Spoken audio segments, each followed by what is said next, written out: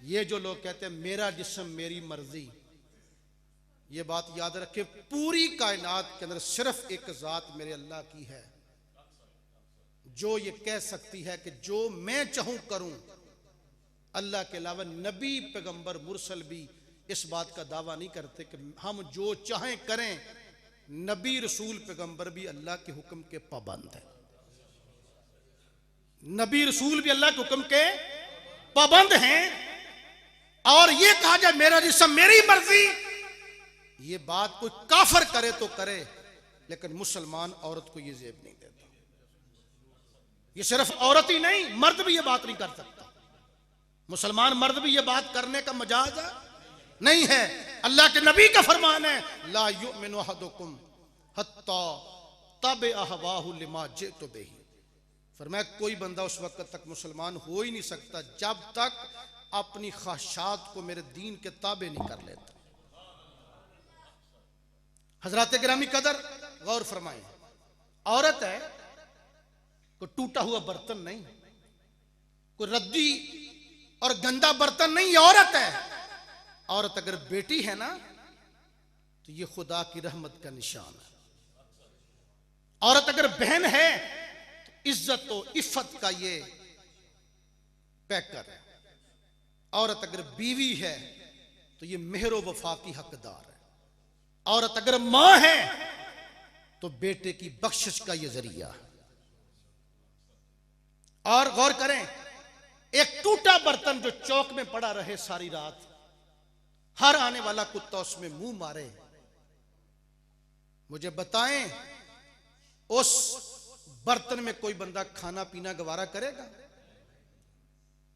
2 टके का बर्तन है, वो चौक में पड़ा रहे नंगा, उसमें कुत्ते मुंह मारे, कोई शख्स उसमें खाना गवारा नहीं करता।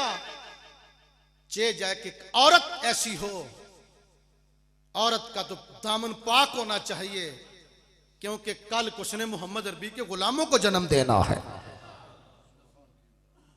हजरत गिरामी कदर,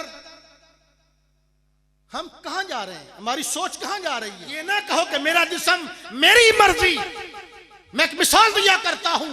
आज कोई बंदा गाड़ी खरीदता है, किसी कंपनी की मिसाल के तौर पे GLI टोयोटा कंपनी की गाड़ी किसी बंदे ने खरीदी। जब उसने गाड़ी खरीदी, उसने 30 लाख रुपया खर्च किया।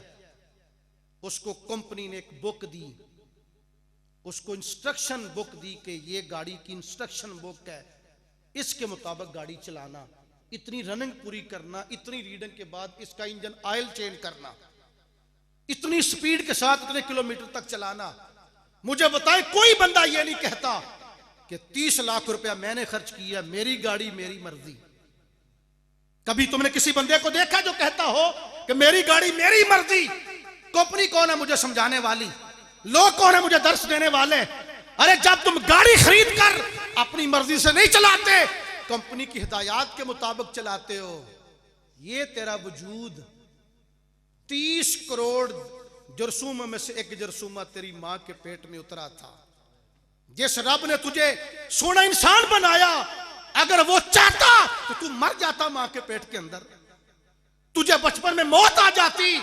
जिसने तुझे वजूद अता किया, जवानी अता की, जिस्म अता किया, जिस तरह तेरी गाड़ी तेरी मर्जी से नहीं चलती, कंपनी की हिदायत के मुताबिक गाड़ी चलाई जाती है।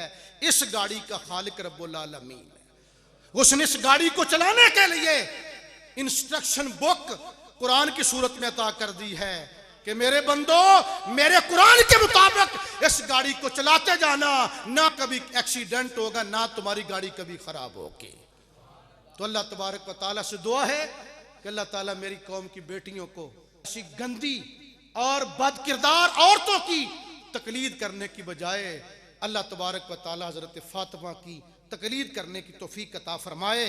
अल्लामा इकबाल ने कहा था, अगर पंदे से दुर्वेशे पजीरी, 1000 उम्मत बमीर तू न मीरी, बतूले बाश पिन्हा शो, बतूले बाश पिन्हा शो अजी असर के दर आगोश शबीर बगीरी।